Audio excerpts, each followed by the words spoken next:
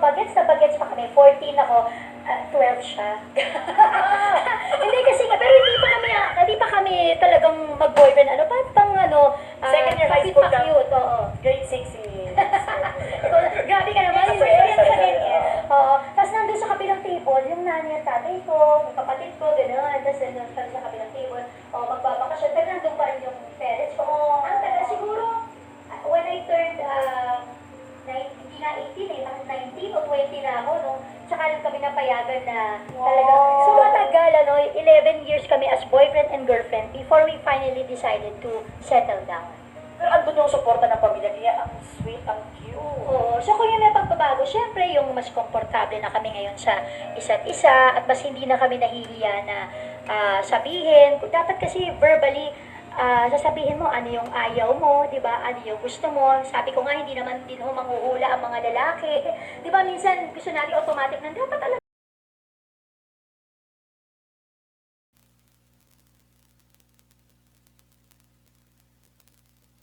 Paano gumagana ang mga solar panel? Ang mga solar panel ay nangongolekta ng malinis na renewable energy sa anyo ng sikat ng araw at ay convert ang liwanag na iyon sa kuryente na kung saan ay maaaring pagkatapos ay magamit upang magbigay ng kapangyarihan para sa mga dikuryenteng load. Ang mga solar panel ay binubuo ng ilang mga individual na solar cell na ang kanilang mga sarili ay binubuo ng mga layer ng selenium, phosphorus na nagbibigay ng negatibong singil at boron na nagbibigay ng positibong singil. Solar panel absorb ang mga photon at sa paggawa nito simulan ang isang electric kasalukuyang. Ang nagresultang enerhiya na nabuo mula sa mga photon na tumatama sa ibabaw ng solar panel ay nagbibigay daan sa mga elektron na knock out ng kanilang mga atomic orbit at inilabas sa electric field na nabuo ng mga solar cell na pagkatapos ay hilahin ang mga libreng elektron na ito sa isang direksyonal na kasalukuyang. Ang buong prosesong ito ay kilala bilang photovoltaic effect.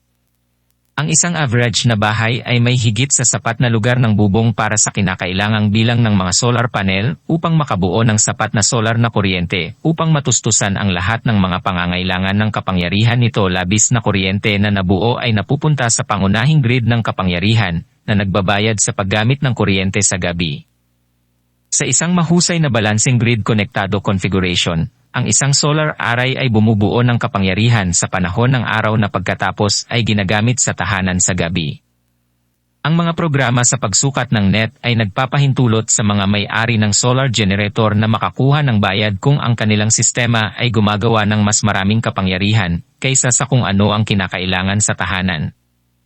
Sa mga off-grid solar application, isang baterya bangko, charge controller, at sa karamihan ng mga kaso, ang isang inverter ay kinakailangang mga bahagi. Ang solar array ay nagpapadala ng direktang kasalukuyang DC na kuryente sa pamamagitan ng controller ng singil sa bangko ng baterya. Ang kapangyarihan ay pagkatapos ay iguguhit mula sa bangko ng baterya sa inverter na convert ang DC kasalukuyang sa alternating current AC na maaaring magamit para sa mga DDC appliances. Tinulungan ng isang inverter, ang mga solar panel array ay maaaring laki upang matugunan ang pinaka-hinihingi na mga kinakailangan sa pagload ng kuryente. Ang AC current ay maaaring magamit upang i-power load sa mga bahay o komersyal na gusali, mga sasakyang panlibangan at bangka, malalayong cabin, cottage, o tahanan, remote na kontrol sa trapiko, kagamitan sa telekomunikasyon, pagsubaybay sa daloy ng langis at gas, RTU, SCADA, at marami pang iba.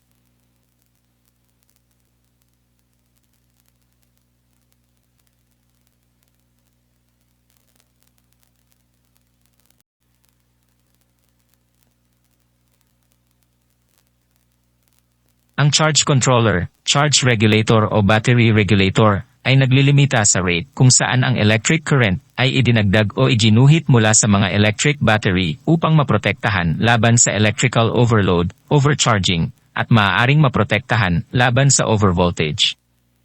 Pinipigilan nito ang mga kondisyon na binabawasan ang pagganap ng baterya o haba ng buhay at maaaring magdulot ng panganib sa kaligtasan. Maaari rin itong maiwasan ang ganap na pag-alis, malalim na discharging ng isang baterya, o magsagawa ng mga kinokontrol na discharge, depende sa teknolohiya ng baterya, upang maprotektahan ang buhay ng baterya. Ang mga terminong charge controller o charge regulator ay maaaring tumukoy sa alinman sa isang stand-alone na aparato o upang kontrolin ang circuitry na isinama sa loob ng isang pack ng baterya, aparatong pinapatakbo ng baterya, o charger ng baterya.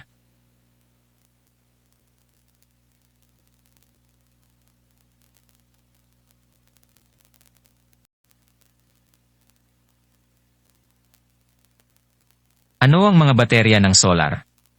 Kung walang lugar na magpapadala ng enerhiya na gawa ng inyong mga solar panel, medyo hindi epektibo ang solar, gagana lamang ang inyong mga appliance kapag nagniningning ang araw at gumagana ang inyong mga panel.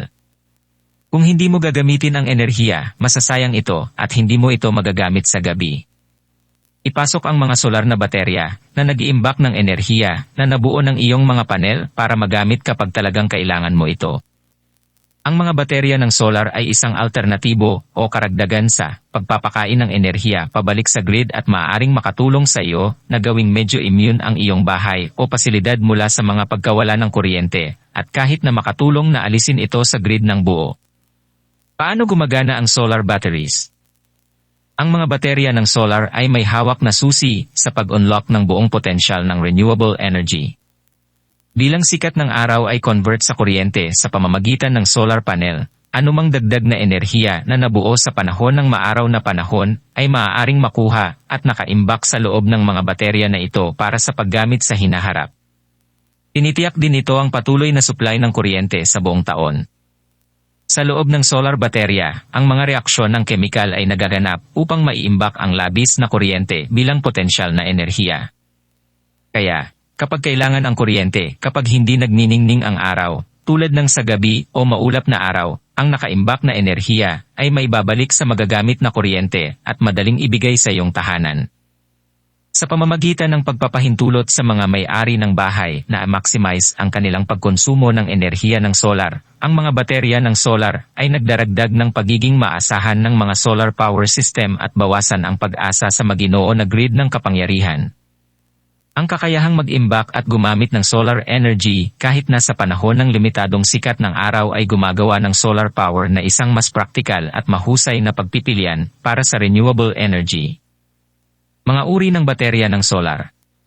Ang apat na pangunahing uri ng mga baterya na ginagamit sa mundo ng solar power ay humantong acid, lithium-ion, nickel-cadmium at daloy ng baterya. Lead acid. Ang mga baterya ng lead acid ay ginagamit sa loob ng mga dekada at isa sa mga pinakakaraniwang uri ng baterya na ginagamit sa mga aplikasyon ng automotive at pang-industriya. Ang mga ito ay may isang mababang enerhiya density, ibig sabihin hindi sila maaaring humawak ng maraming enerhiya sa bawat kg ng timbang, ngunit mananatiling parehong cost-effective at maasahan at sa gayon ay naging isang karaniwang pagpipilian para sa paggamit sa isang bahay solar setup. Ang mga baterya ng lead acid ay dumating sa parehong baha at selyadong mga varieties at maaring uriin bilang alinman sa mababaw na cycle o malalim na cycle depende sa nilalayong function at ligtas na lalim ng discharge, DOD. Ang mga kamakailang teknolohikal na pagsulong ay nagpabuti sa haba ng buhay ng mga baterya na ito at ang lead acid ay patuloy na isang mabubuhay na pagpipilian para sa maraming mga may-ari ng bahay. Lithium-ion. Ang teknolohiya sa likod ng mga baterya ng lithium-ion ay mas bago kaysa sa iba pang mga uri ng baterya. Ang mga baterya ng lithium-ion ay may mataas na density ng enerhiya at nag-aalok ng mas maliit, mas magaan at mas mahusay na opsyon. Pinapayagan nila ang gumagamit na ma-access ang higit pa sa enerhiya na nakaimbak sa loob ng baterya bago kailanganing muling mag-charge, na ginagawang mahusay ang mga ito para magamit sa mga laptop at telepono at sa iyong tahanan. Ang pangunahing kahinaan ng mga baterya ng lithium-ion ay ang makabuluhang mas mataas na gasto sa consumer. Kung hindi wastong naka-install ang mga baterya ng lithium-ion, ay may potensyal ding mag-apoy dahil sa tinatawag na thermal runaway. Daloy. Ang daloy ng baterya ay depende sa mga reaksyon ng kemikal. Ang enerhiya ay pinarami ng mga electrolyte na naglalaman ng likido na dumadaloy sa pagitan ng dalawang silid sa loob ng baterya. Kahit na ang mga baterya ng daloy ay nag-aalok ng mataas na kahusayan, na may lalim ng discharge ng 100%, mayroon silang isang mababang density ng enerhiya, Ibig sabihin ang mga tank na naglalaman ng electrolyte liquid ay dapat na medyo malaki upang mag-imbak ng isang makabuluhang halaga ng enerhiya. Ang laki na ito ay gumagawa ng mga ito ng isang magastos at hindi praktikal na pagpipilian para sa karamihan ng paggamit ng sambahayan. Ang mga baterya ng daloy ay mas mahusay na angkop sa mas malaking puwang at aplikasyon.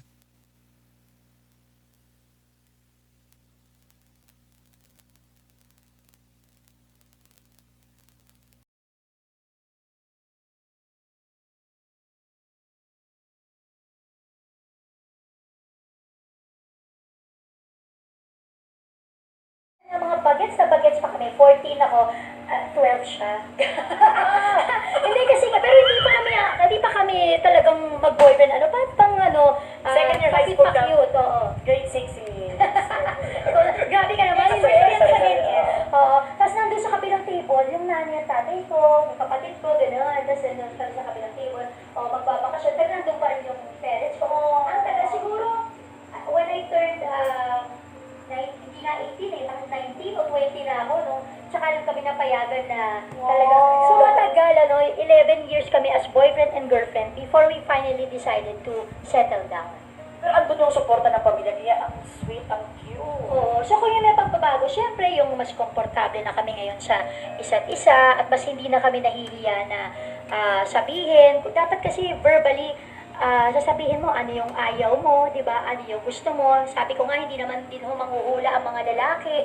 Di ba, minsan gusto natin automatic na, dapat alam niya na yan. Hindi eh, kailangan sasabihin mo pa rin sa kanya. Siguro ako medyo minsan, nasobrahan na ng pagsasabi. Nagdagdag ko, sige ko na.